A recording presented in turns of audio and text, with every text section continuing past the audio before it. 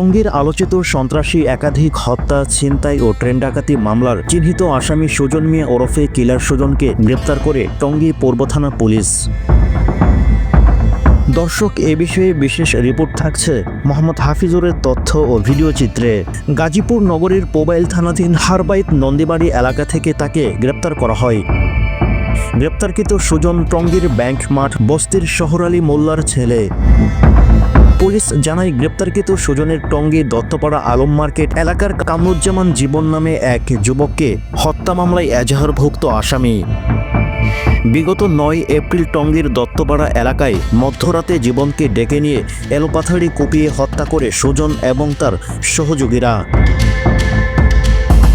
এরপর থেকে আত্মগোপনে চলে যায় সে। এছাড়াও তার বিরুদ্ধে একাধিক ছিনতাই, হত্যা, ট্রেন ডাকাতি সহ বিভিন্ন অপরাধে থানায় 7টি মামলা দায়ের করা হয়। টঙ্গী পূর্ব থানার অফিসার্স ইনচার্জ ফরিদুল ইসলাম গ্রেপ্তারের সত্যতা নিশ্চিত করে বলেন, আসামি সুজনকে জিজ্ঞাসাবাদ করা হচ্ছে।